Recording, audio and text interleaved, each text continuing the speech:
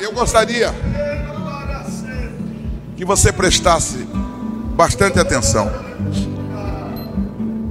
Eu vou contar uma parte do meu testemunho. Eu, como já tive tanto tempo em prisão como vocês, hoje eu vou falar porque eu já senti na pele, eu já passei pelo que vocês estão passando.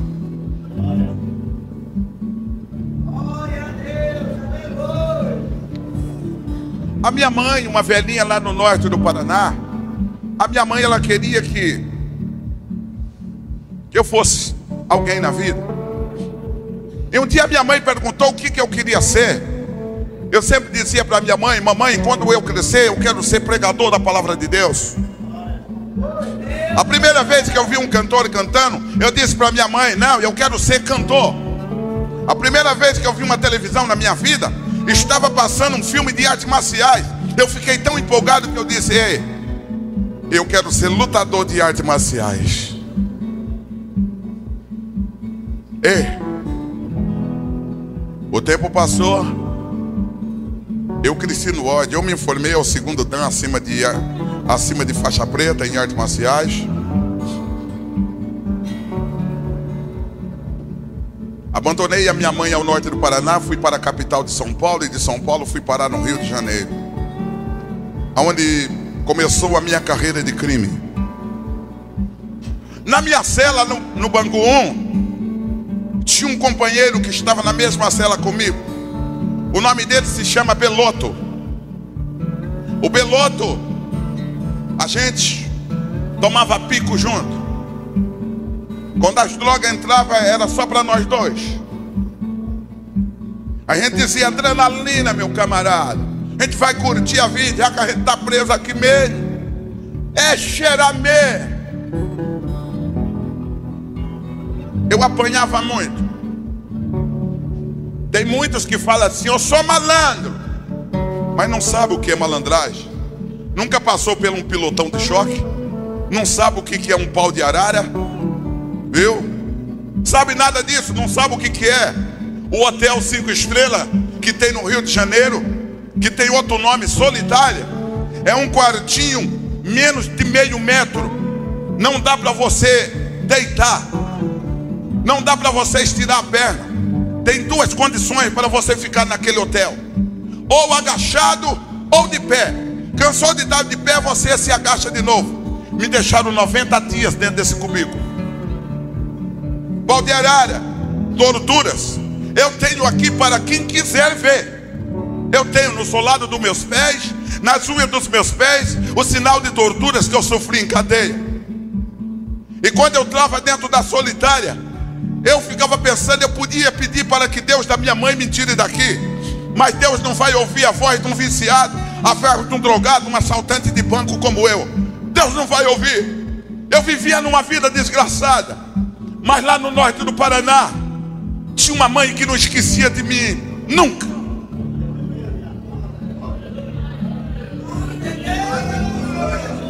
Um dia, depois de um assalto, eu sozinho briguei com 8 policiais. 8 policiais atiravam em mim. Eu não sei, eu tenho muitas marcas de tiro pelo corpo, mas naquele dia eu bati o carro, roubei outro carro, capotei o carro. Eu corri e tiro em cima de mim. Mas foi uma loucura daquele dia, eu não esqueço. Aquele dia não conseguiram me pegar. Além de não me pegar, também não conseguiram acertar nenhuma bala em mim naquele dia. Quando eu estava no lugar salvo, eu bati no peito e eu falei: eu estou muito bom de artes marciais, nem as balas estão me pegando mais. Eu não era bom coisa nenhuma. Sabe por que as balas não me pegou naquele dia? Porque o norte do Paraná tinha uma mãe que estava orando pelo seu filho, e Deus me guardou porque Ele tinha plano para fazer a minha vida. Eu não era nada, eu não era nada. Um dia a gente foi transferido para uma penitenciária agrícola. Eu estava lá. Logo depois também levaram o meu amigo Beloto, que era da mesma quadrilha. E deu certo que na penitenciária agrícola nós ficamos na mesma cela. E quando a gente ia para o campo, a gente ia atrelado um no outro, como se fôssemos animais, atrelado um com o outro. Eu tinha que dar o passo com a perna direita para ele mudar a dele, a esquerda. Qualquer coisa a gente caía. E um dia eu disse para o Beloto: Beloto, vamos fugir? Beloto olhou para mim e disse assim: ô Negrão, meu apelido era Negrão, viu lá? Até hoje eu não descobri por que me colocaram esse apelido ainda. Ô Negrão, ei, aqui não dá para fugir não, rapaz. É segurança máxima.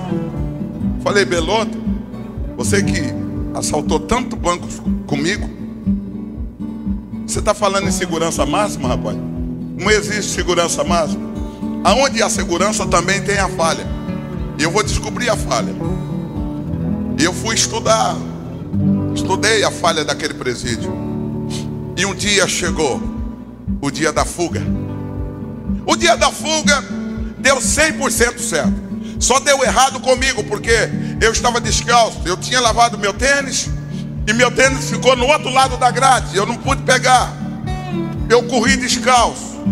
Agora, quando eu estava no Bangu, eu fui torturado.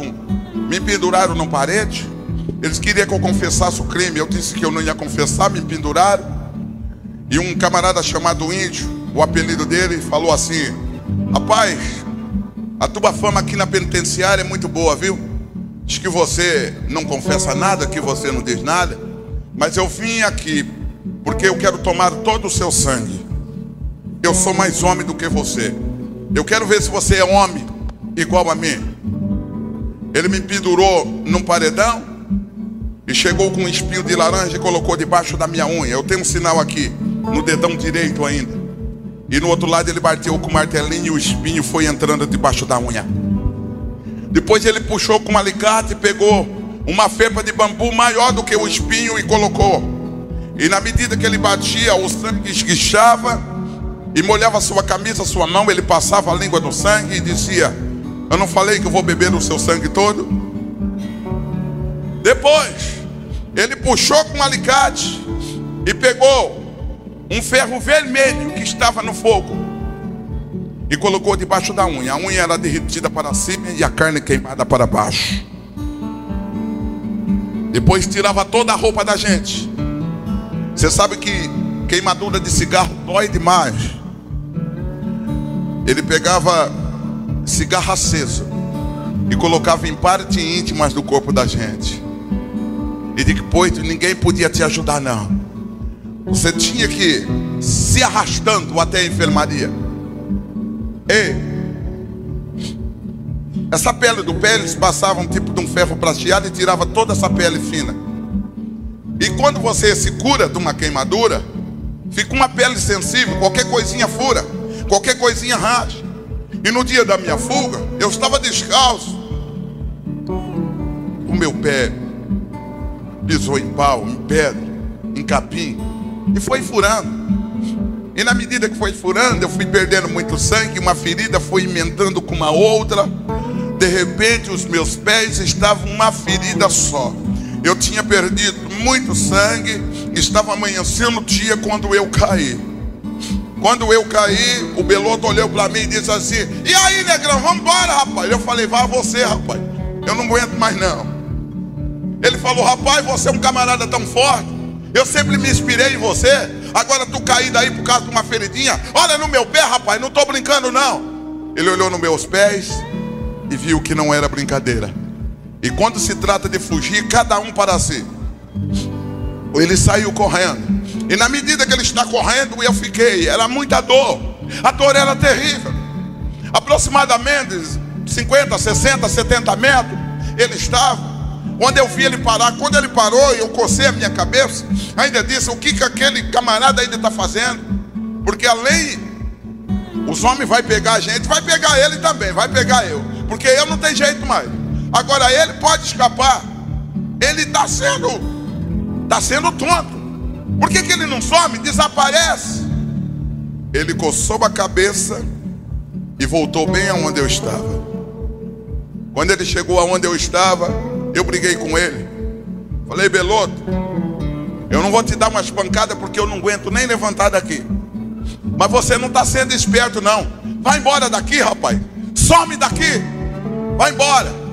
Ele olhou para mim e disse assim: Negrão, você lembra o dia que a gente estava no campo, que você me convidou para fugir? Eu nem queria. Você insistiu e hoje eu estou aqui fugindo pela insistência sua. Se não fosse por você, eu não estava aqui. Então, se a polícia tiver de pegar, vai pegar nós dois. Porque eu posso ser cheirador de cocaína, posso ser ladrão, eu posso ser tudo, mas ninguém vai dizer que eu sou covarde. Eu não sou covarde. Se eu deixar você aqui do jeito que você está, será covardia. Ele me pegou e colocou nas suas costas. Eu sei lá quanto tempo aquele moço andou comigo nas costas e me escondeu no meio de um capinzal e falou: fica tranquilo que eu vou buscar socorro. Eu sei que ele ligou para o chefe. Mais tarde vieram com um carro para me pegar. E a dor era intensa. Eu tinha que ficar apertando a ferida para a dor continuar, porque a minha fraqueza estava demais. Se eu adormecesse ali, eu morria. Eu entreguei pela fraqueza. Então eu apertava as minhas feridas. E de repente os matos começou a se mexer.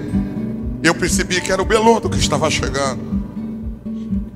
E o carro não estava perto não. Ele me colocou nas suas costas até chegar onde estava aquele bendito carro. Estava longe.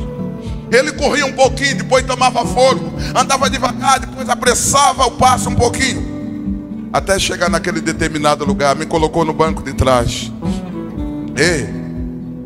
Me levou para a fazenda do chefe. Tinha uma médica que estava lá já me esperando. Aquela médica foi contratada para cuidar de mim dia e noite.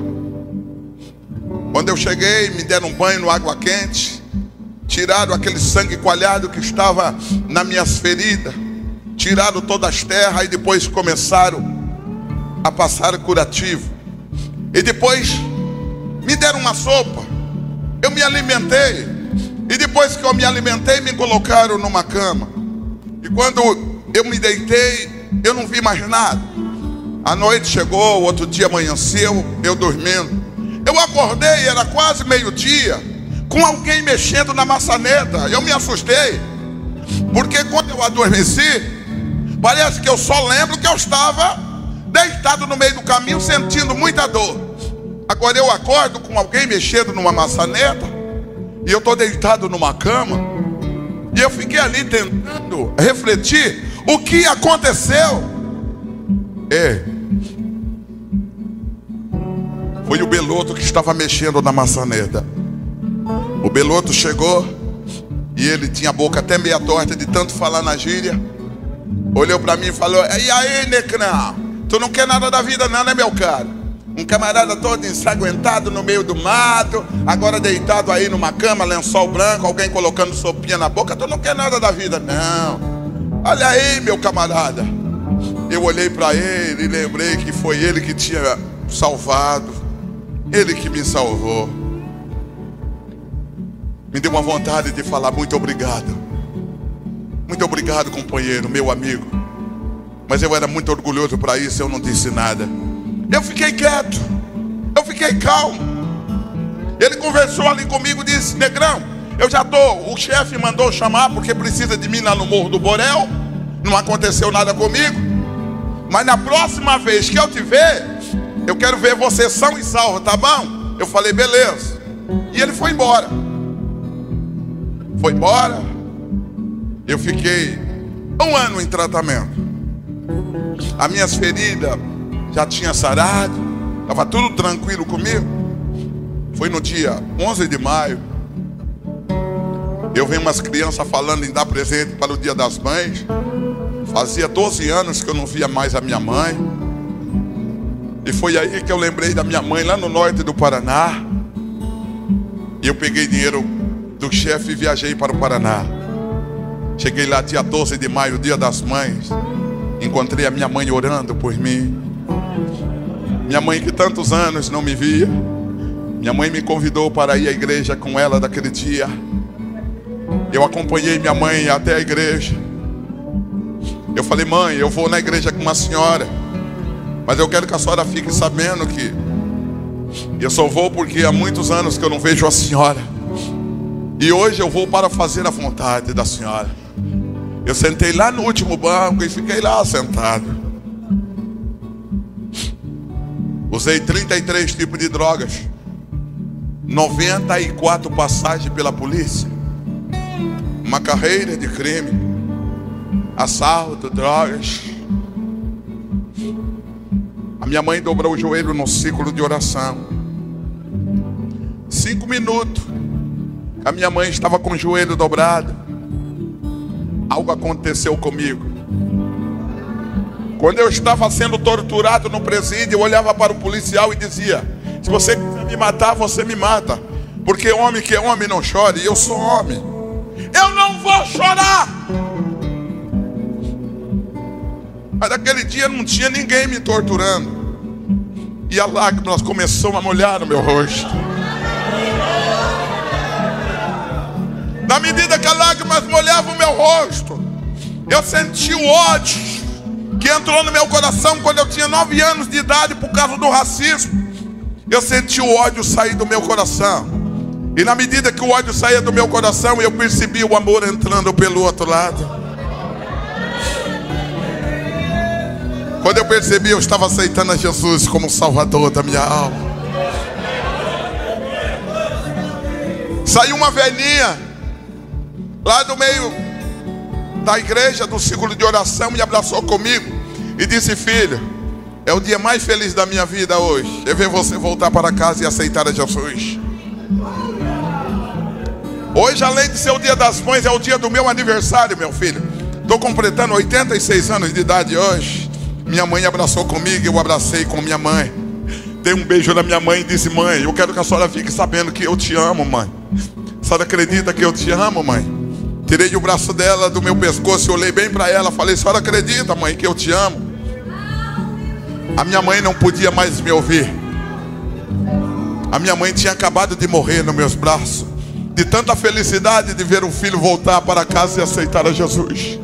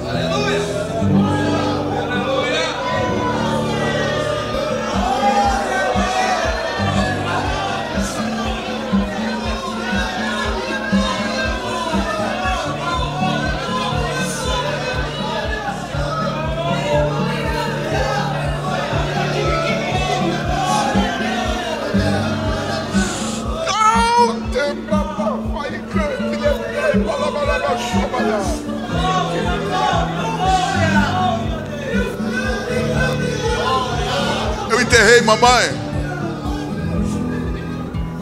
Eu enterrei mamãe e continuei indo ao culto. Um dia eu fui para a cidade de Curitiba, onde moro até hoje. Lá eu fui dar o meu testemunho numa igreja. E quando eu terminei de dar o meu testemunho, veio um senhor conversar comigo. Falou: você mora onde? Eu falei: eu não tenho casa não. Eu aceitei Jesus, eu vou passando, vou para um lado, vou para o outro. Eu não tenho onde morar. E aquele senhor olhou para mim e disse assim: ó, lá na minha casa tem um lugar para você. Viu?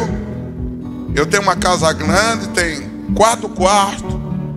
E tem um quarto lá que a gente não usa. Você pode ficar lá. Vai ganhar almas para Jesus. Eu fui para lá. Ele arrumou, foi lá numa pousada onde eu estava na cidade e levou minhas coisas tudo para sua casa. E disse: ó, aqui é sua casa também. Ele, a sua esposa, as suas filhas, seu filho, me trata com carinho. Eu dormi, irmão, sossegado. No outro dia eu fui tomar café. Quando eu vou tomar café, o irmão preparando para trabalhar, eu vi, pastor, quando ele tomou café, e quando terminou de tomar café, ele pegou um trabuco e colocou na cinta e saiu. E na medida que ele está saindo, quando eu vi ele ligar o carro e sair, eu fui em cima da mulher dele. Cheguei para ela e disse assim: ô irmã, diga para mim, mas seja sincera comigo, o seu marido, irmã, ele saiu, eu ouvi ele colocar um trabuco na cinta e sair.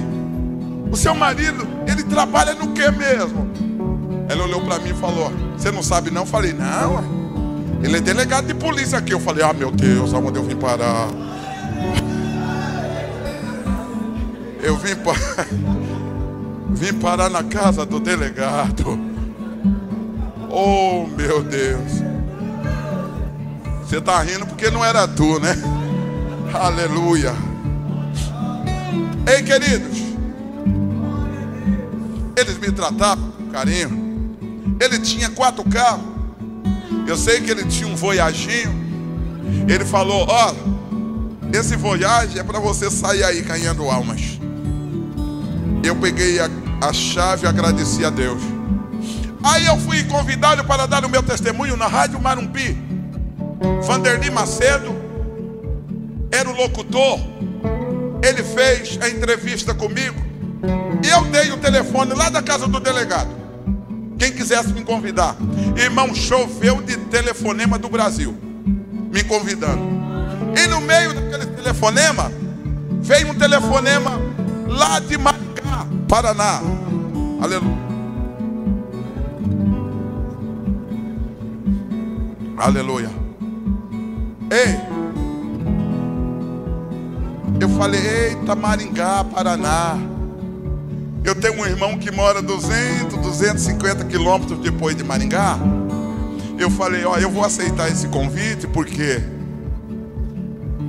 há muitos anos que eu não vejo o meu irmão. E vai dar certo para mim ver o meu irmão. Eu vou uns 2 dias antes e vou lá visitar o meu irmão. Amados, o que falava em meu coração, que eu tinha saudade, foi, sabe, o meu amigo Beloto. Quando eu saí de lá, eu nem sabia o que eu ia dizer para ele. Voltando um pouquinho à história, eu apertei na mão do Beloto e disse: Beloto,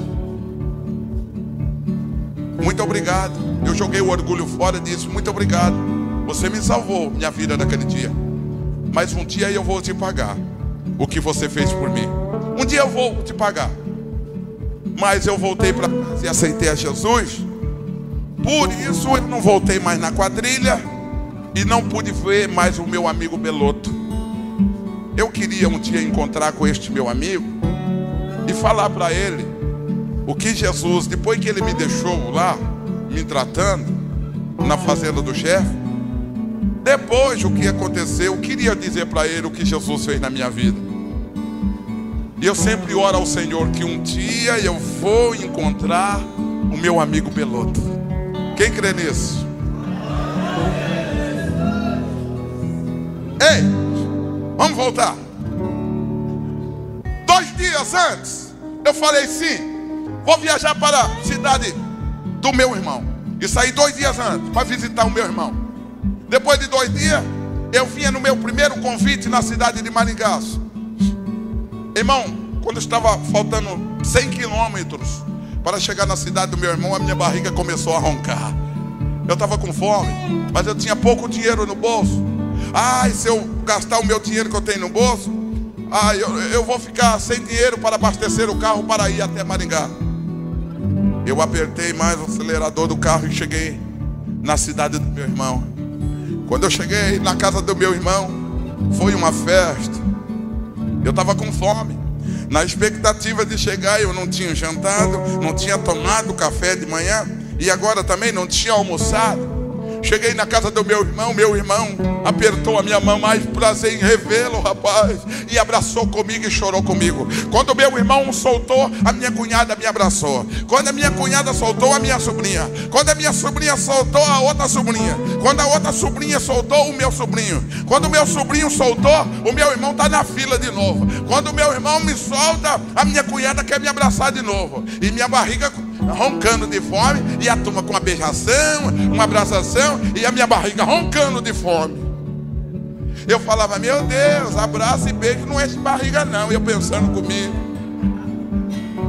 E vai minha sobrinha, outra sobrinha, o sobrinho meu. Ei!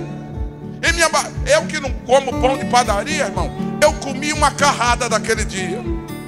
Eu estava com fome. Como eu estava com fome. Ei! Há muito tempo que eu não via a minha cunhada. Eu não fui cara de pau de chegar para ela e dizer, minha cunhada, estou com fome. Disse não. Então eu queria que ela se tocasse. O fogão estava assim, ó. Eu passava perto do fogão e dizia, aleluia. Passava a mão na tampa da panela, oh, glória a Deus. Vê se ele se tocava. Eu estava com fome. 2h da tarde, 2h30 da tarde, e minha barriga roncando. A minha cunhada, depois de conversar comigo, foi lavar as suas peças de roupa lá no fundo do quintal. O meu irmão entrou no banheiro, eu falei, é minha oportunidade agora. Eu não fui nem na panela, eu fui nas latas de mantimento. Eu destampei uma lata de mantimento, nada, outra nada, outra nada, outra nada. O sal, a farinha, que era o mais barato, eles não tinham. Quanto mais o arroz e feijão, eles não tinham nada. Aí eu fui na panela, uma não tinha nada, a outra não tinha nada, a outra não tinha nada. Aí eu descobri que a minha cunhada, mas o meu irmão não me ofereceu nada para comer porque eles não tinham nada. Eu deixei do vício da maconha, da cocaína, da heroína, da morf, do crack, do leaf, da bolinha, da LSD e peguei um vício que eu não consigo largar, irmão. É quando eu estou com problema, eu dobro o meu joelho e falar com Deus.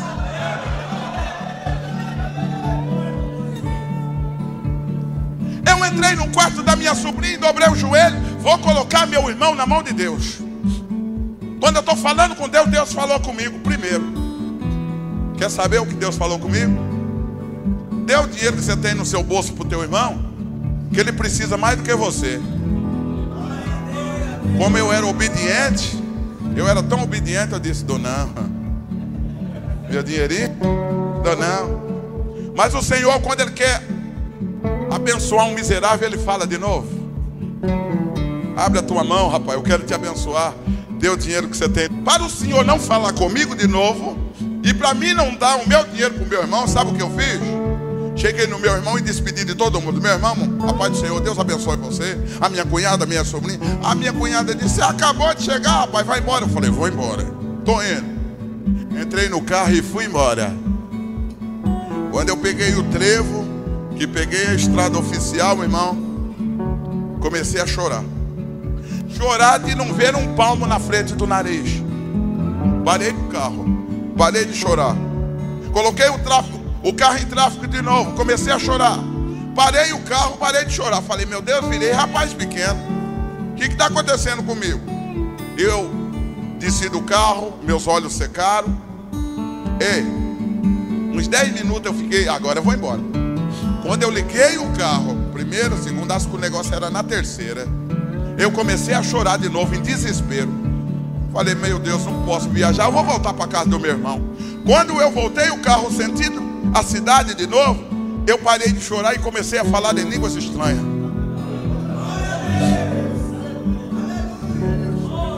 Já falava em línguas estranhas, porque no dia que eu aceitei a Jesus, Jesus me batizou no seu Espírito Santo. Quando eu estou descendo a Avenida Castelo Branco, na cidade de Iporã, Deus fala comigo: para aqui, meu servo. Eu senti nitidamente a voz de Deus. O que é falar com Deus? É fazer a vontade de Deus. Quem faz a vontade de Deus, Deus fala com ele. Viu? Ele fala com Deus. Quem já falou com Deus aqui? Aleluia. Eu parei o carro na guia e eu não sabia o que era que Deus queria de mim. Desbrucei em cima do capô do carro. Depois, quando eu dei uma olhada assim, estava escrito assim: Supermercado Paulista. Deus mandou dar o dinheiro para meu irmão, eu não dei. Fui embora, também não consegui ir. Voltei, Deus manda parar aqui, supermercado. Minha cunhada não tem compra. Eu vou fazer uma compra. Deus está mandando eu fazer uma compra, é isso. Peguei um carrinho, irmão. Se vocês quiserem me ajudar a fazer a compra, eu sei que eu coloquei arroz, coloquei feijão, coloquei farinha, batatinha, pernambucano, cebola, e mais o quê? Eu enchi o carrinho. Agora, se eu fosse dono do supermercado, eu colocava um papelzinho na parede lá: consulta o bolso antes de pegar as compras. Mas tem uma moça que fica no caixa que não quer nem saber, vai pegando as compras e vai passando tudo. Ei, eu sei que a moça falou: é tanto. Eu nem olhei para ela, falei: moça, todo o dinheiro que eu tenho está aqui amassado. Se não der para pagar, a gente tira em compra, porque eu não tenho mais dinheiro. Eu dei o dinheiro na mão dela e fiquei para o céu, subiando, foi na cruz. Dali a pouco a moça me cutucou e disse assim: ei, moço, sobrou troco. Eu falei: eu não dei aleluia, não. Eu não dei aleluia, irmão, porque quando ela me deu o troco, irmão, era 10 centavos, não dava nem para comprar o papel da bala. Falei: o que eu vou fazer com 10 centavos mesmo? Mas pelo menos deu para pagar. E fui para a casa da minha cunhada. Quando eu chego na casa da minha cunhada, ela está na porta da sala. Eu sei que você não está entendendo nada, mas você vai entender agora. Ei, a minha cunhada está na porta, deu um sorriso, falou: ei, eu sabia que você não ia embora, eu sabia disso, eu sabia. Vem aqui, minha cunhada. Quando eu abri o bagageiro, a minha cunhada coloca a mão no pacote de arroz. Ela começou a falar em línguas estranhas, porque quando eu saí, eles dobraram o joelho pedindo para que Deus usasse alguém para suprir as suas necessidades. Agora Deus foi usar logo eu que não tinha, irmão. Foi logo eu que não tinha. Deus conta é contigo que não tem, viu, irmão? É contigo que não tem. Deus conta contigo. Ele conta contigo. Porque quem tem não passa nem na porta da igreja mais. Só veio para receber a bênção, mas não passa nem para agradecer. Deus conta é com a gente que não tem mesmo. Aleluia. A minha cunhada colocou as compras. Cortou meu coração quando eu vi o meu sobrinho de 9 anos de idade dizer assim: mamãe, a mamãe vai cozinhar o arroz, eu não aguento mais de fome. A minha cunhada cozinhou o arroz, não deu tempo de fazer mais nada. Os meus sobrinhos acabaram com tudo. Eu nessa altura, eu estava feliz, irmão. Eu não tinha nem fome mais, porque sem poder, eu pude ajudar aquela família. Eu estava agradecido a Deus. Eu fui agradecer o Senhor, porque eu pude ajudar aquela família. E quando eu estou agradecendo a Deus, eu escuto um irmão conversando com meu irmão lá na sala. Eu sei que aquele camarada que estava falando com meu irmão dizia assim: ei, esse camarada que chegou aí é aquele teu irmão que era presidiário? Meu irmão falou: Jesus fez a grande maravilha na vida dele. O irmão falou: irmão, lá na nossa igreja é pequena, nunca foi um cantor na nossa igreja. Será que ele não vai lá na igreja contar um pedaço do testemunho e cantar um hino com a gente? O irmão era tão simples, irmão, que não sabia nem o que era playback. Não sabia não. Eu escutei ele dizendo para o meu irmão: lá na nossa igreja não tem playback não. Era o tal do playback. Tem um violãozinho lá, ele vai. Meu irmão falou: ele está orando. Na hora que ele terminar a oração, o irmão convida ele. Eu cortei a oração na hora. Amém, Senhor. E saí com a minha cara loira lá na sala. Pai do Senhor, irmão, Pai do Senhor. O irmão não vai na nossa igreja? Eu falei, eu vou. E ele disse, irmão, lá tem um violãozinho, não tem playback não. Eu falei, não tem problema não. Quando eu cheguei lá na igreja, eu fui, irmão. Não tinha um tal playback não. Pastor Daniel sabe do que eu estou falando. Aquela caixinha da Fran, 25 watts. Lembra dela? Ai, pastor Daniel. FM. Meu Deus do céu, era uma barulheira. E o microfone da Delta? A turma não usa nem para vender tomate hoje. O pedestal era um irmão que ficava assim toda a vida na frente. Ei, irmão, eu comecei a tocar, irmão Ricardo. Eu tocava aquele violãozinho cantando. E Deus me usou daquele dia. Mas o som era ruim demais, rapaz. Não era bom igual a sua gravadora, não. Era bom demais. Aleluia. Mas o som que eu estava cantando lá era ruim demais, pastor. O som era tão ruim, irmão, que eu dizia aleluia no microfone e saía glória a Deus na caixa. De tão ruim que era. Mas o Senhor me abençoou. E quando terminou o culto, eu fui para a porta da igreja. Eu não pude vender nenhum CD, porque ninguém tinha dinheiro para comprar o CD. Eu não pude vender uma fita, porque ninguém também tinha dinheiro. Lá onde mora meu irmão tem que trabalhar o dia todo para ganhar R$4 na roça. Ei, ninguém está entendendo nada. Em 10 minutos você vai entender tudo isso. Como eu não vendi nada, eu peguei as minhas coisas e coloquei dentro do carro. Quando eu dei partida no carro, que eu estou dando ré para sair, alguém bateu no vidro do carro. Eu abri, irmão, a paz do Senhor, irmão Abel. Falei, a paz do Senhor. O irmão não é daquela igreja, não é da cidade. Chegou no final do culto, aquele irmão olhou para mim e falou, Deus mandou dar isso aqui para você. Era um papelzinho embrulhado. E ele não deu na minha mão não. Ele colocou no bolso do meu paletó. Mas pela cor do papel, deu para ver que era um cheque. Deu para ver que era um cheque.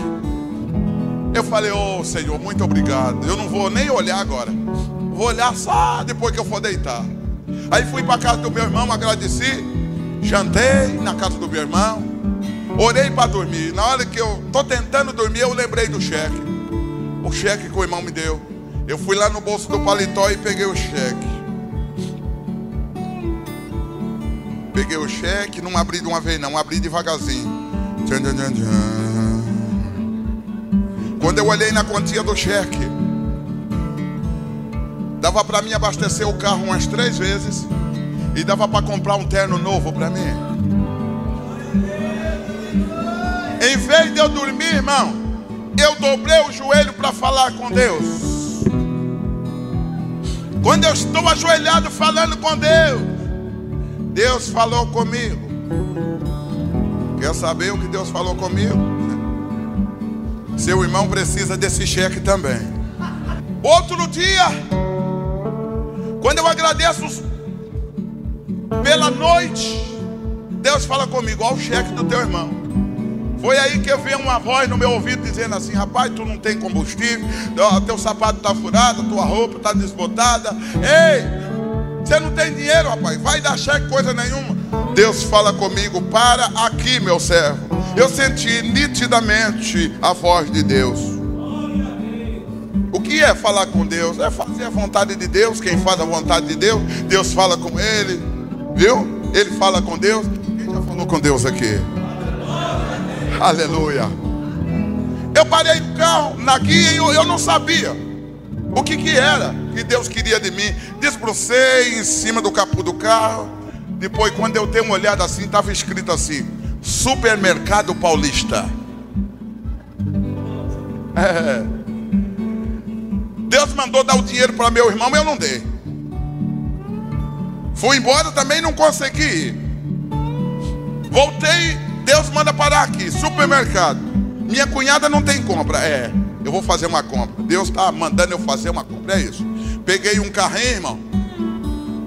Se vocês quiserem me ajudar a fazer a compra, eu sei que eu coloquei arroz, Coloquei feijão, coloquei farinha, batatinha, pernambucano, cebola, e mais o quê? Eu enchi o carrinho. Agora, se eu fosse dono do supermercado, eu colocava um papelzinho na parede lá: consulta o bolso antes de pegar as compras. Mas tem uma moça que fica no caixa que não quer nem saber, vai pegando as compras e vai passando tudo. Ei, eu sei que a moça falou: é tanto. Eu nem olhei para ela, falei: moça, todo o dinheiro que eu tenho está aqui amassado. Se não der para pagar, a gente tira em compra, porque eu não tenho mais dinheiro. Eu dei o dinheiro na mão dela e fiquei para o céu, subiando, foi na cruz. Dali a pouco a moça me cutucou e disse assim: ei moça, sobrou troco. Eu falei: eu não dei aleluia não, eu não dei aleluia, irmão, porque quando ela me deu o troco, irmão, era 10 centavos, não dava nem para comprar o papel da bala. Falei: o que eu vou fazer com 10 centavos mesmo? Mas pelo menos deu para pagar. E fui para a casa da minha cunhada. Quando eu chego na casa da minha cunhada, ela está na porta da sala. Eu sei que você não está entendendo nada, mas você vai entender agora.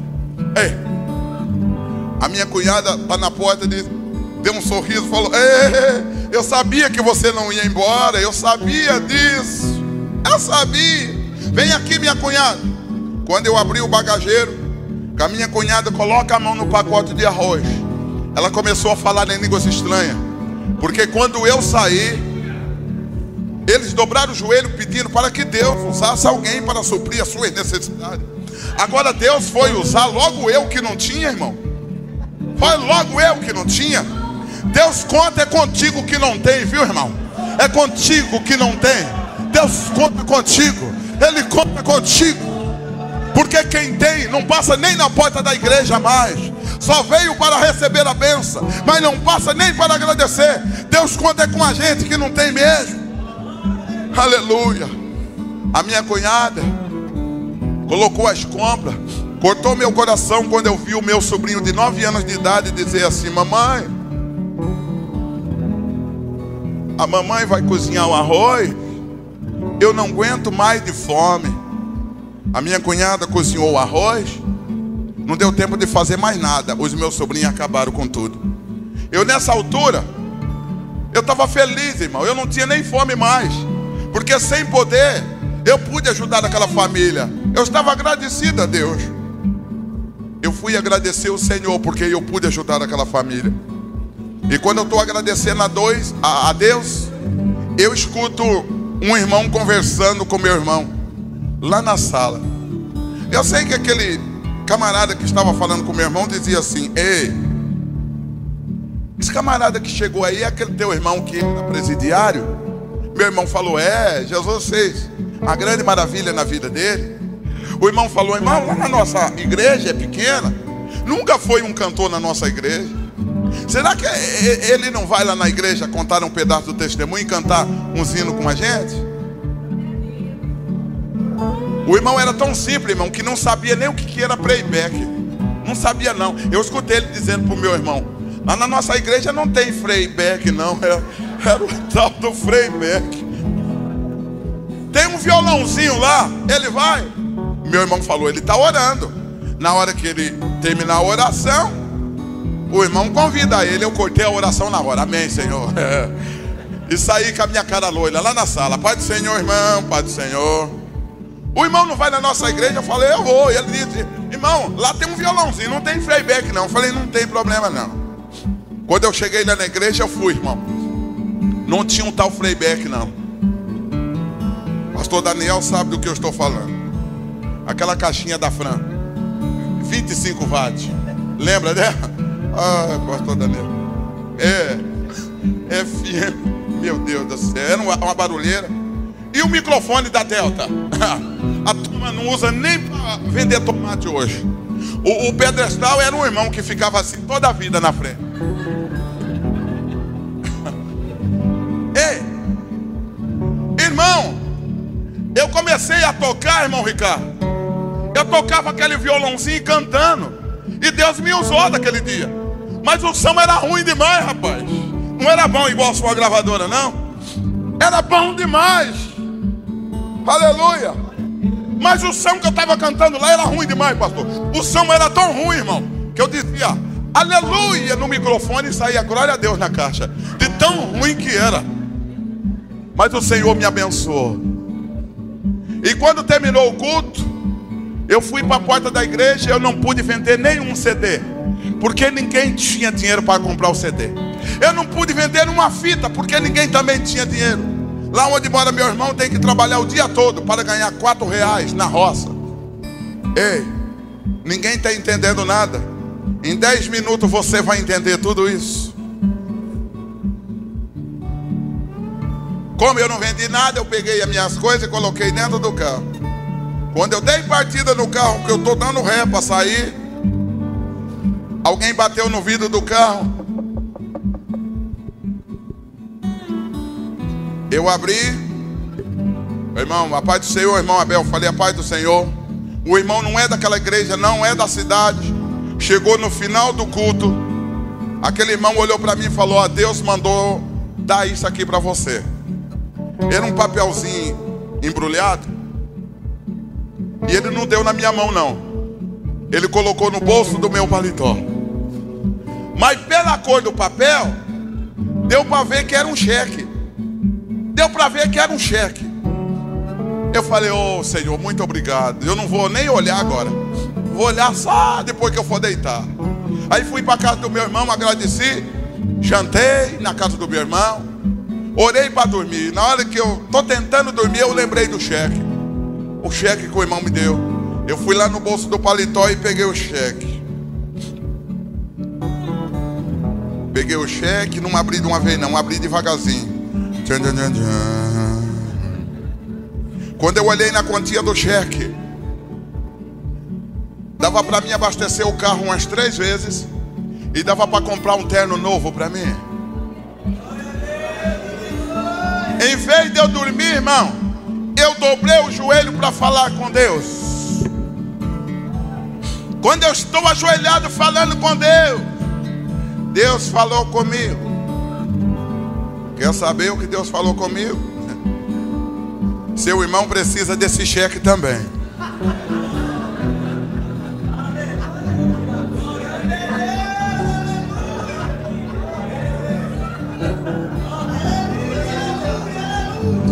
Aleluia.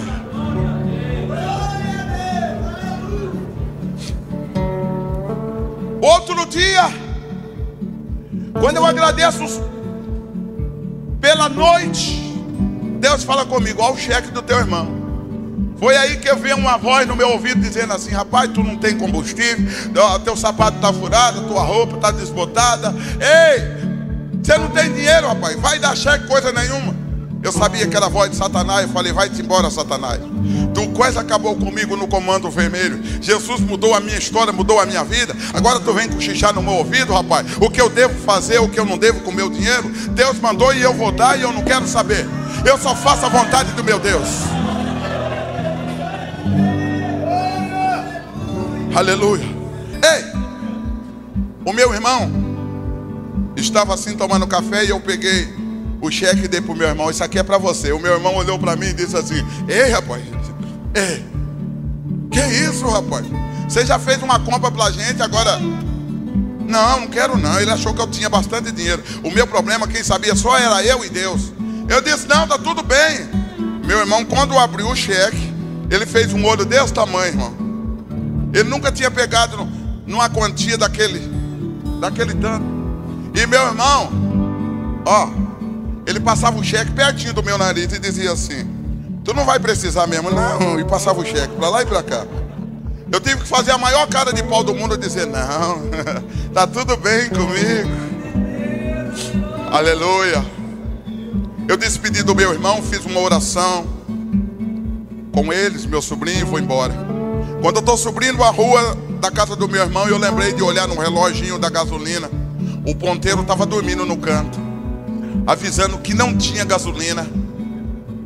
Eu não tinha nem 10 centavos no bolso. Eu não tinha nada. Aleluia. Eu não tinha nada. Você sabe o que eu fui fazer? Eu encostei o carro em frente à rodoviária. E quando eu encostei o carro em frente à rodoviária, o relógio marcava 10 horas da manhã. Não tem como eu ir de ônibus porque eu não tenho dinheiro. Não posso ir de carro porque não tenho gasolina. O que eu vou fazer da minha vida, meu Deus? O meu primeiro convite. E eu tenho que ir para Maringá.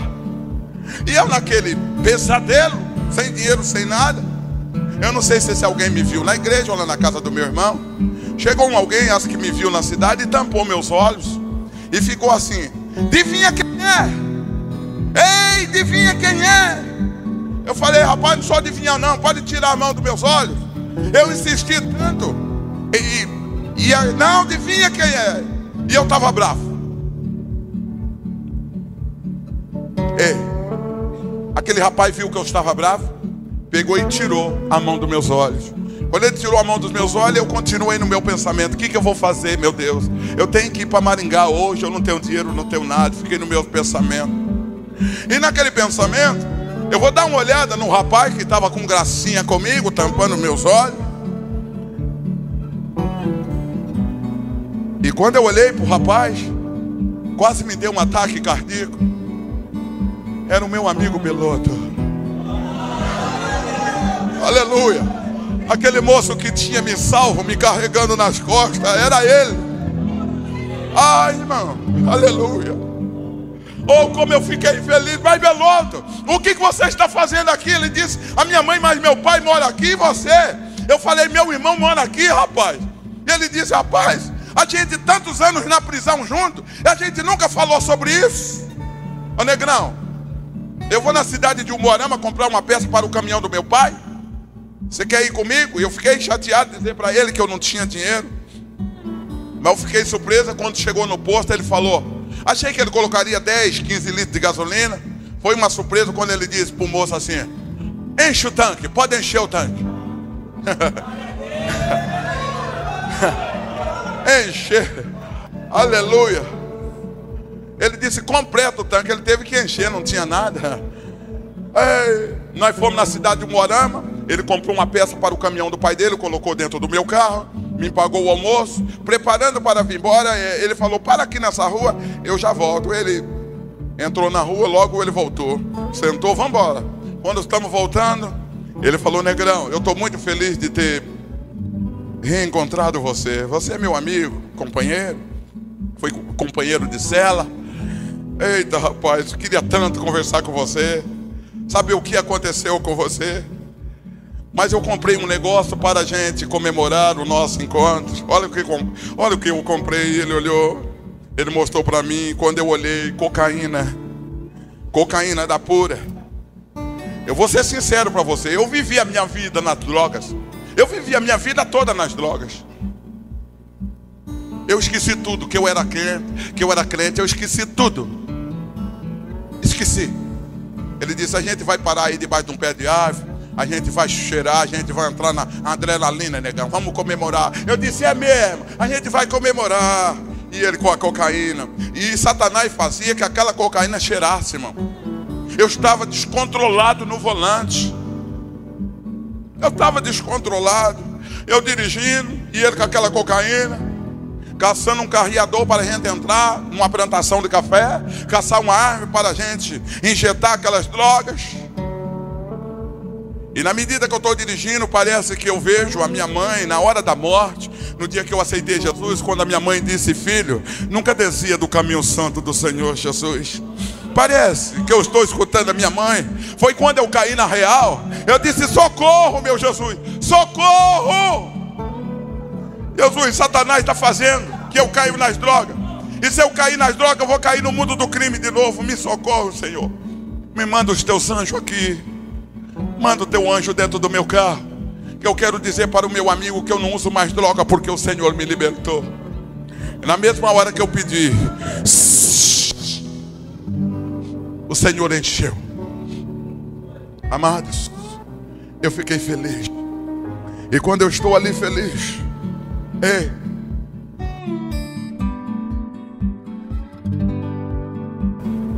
eu olhei para o meu amigo e disse: Beloto, antes da gente usar essa cocaína, eu posso conversar com você?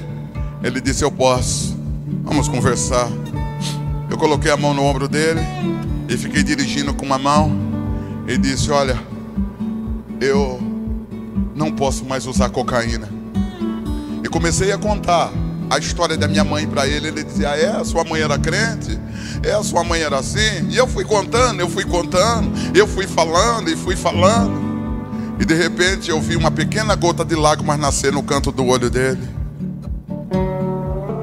Quando eu vi aquela pequena gota de lágrimas nascer no canto do olho dele, eu apertei.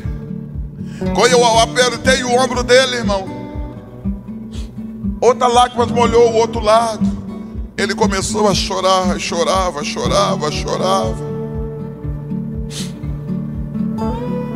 De repente eu olhei no retrovisor e eu vi um papelzinho branco caindo no meio do asfalto. Eu não sabia o que era.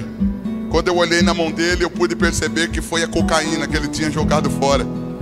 Quando a cocaína saiu de dentro do carro, o Senhor mandou poder sobre a nossa vida. O Senhor nos encheu do Espírito Santo. Ele nos encheu. Irmão, eu fui capacitado, eu fui tão cheio que eu não aguentei mais dirigir. Eu desci do carro e saí na beira do caminho agradecendo a Deus. Eu estava longe do carro, como daqui até a porta da igreja, agradecendo a Deus. Quando eu escuto alguém chamando, eu vou tomar fôlego, eu escuto alguém gritando: negrão! Ô, negrão! Negrão! Aí quando eu olhei para trás, o Beloto, ele não aguentou ficar dentro do carro também. Ele estava na beira do asfalto. E ele gritava: ô, negrão! E eu olhei e falei: o que é? Ele falou: vem aqui. Eu fui até ele. Eu posso ter falado palavras que comoveu aquele coração, mas ele disse palavra que comoveu o meu coração também. Ele olhou para mim. Quando eu cheguei perto dele, ele disse: negrão, quantos anos a gente passamos junto na prisão? Nunca ninguém me disse palavras igual a essa que você me disse nessa tarde. Ô, negrão, eu estou sentindo uma paz tão grande no meu coração. É uma paz que eu nunca tive, negrão. É uma paz. E eu vou pedir uma coisa para você, negrão. Eu não sei se você vai poder fazer isso por mim. Eu falei: pode pedir, meu amigo. Ele falou: eu nunca precisei de ninguém, mas hoje eu estou precisando de um abraço. Eu gostaria que você me desse um abraço. Você pode me dar um abraço, negrão? Eu disse: eu posso. Eu posso, Beloto. E quando eu abri os meus braços, ele pulou nos meus braços primeiro. Ele tocou em mim, que abraçou comigo. Jesus o batizou no Espírito Santo. Jesus perdoou o pecado daquele moço, tirou todas as drogas, a sua lista de crime, e já tinha batizado ele no Espírito Santo. Ele falava em línguas estranhas e eu falava, e ambos entendiam o que o outro falava, porque nós falávamos a mesma língua. Para finalizar, voltamos para a casa do Beloto. Quando chegamos na casa do Beloto, a mãe dele estava na porta. E a gente descemos do carro, ele chorando, falando em línguas estranhas. Sua mãe não entendia nada. Ele chorando em desespero. Sua mãe disse: você está envolvido com a polícia de novo, meu filho? Ele disse: não, mãe, é que eu aceitei a Jesus como salvador da minha alma. Eu aceitei a Jesus. Olha, eu quero apresentar para a senhora o meu amigo negrão, que ficou comigo dentro da prisão. A senhora lembra o que eu falei para a senhora?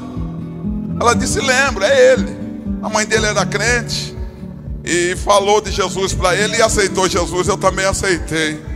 E aquela velhinha falou: moça, é um prazer te conhecer, deixa eu te dar um abraço.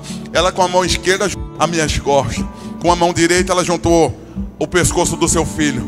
Quando ela tocou em nós dois, Jesus batizou ela no Espírito Santo também.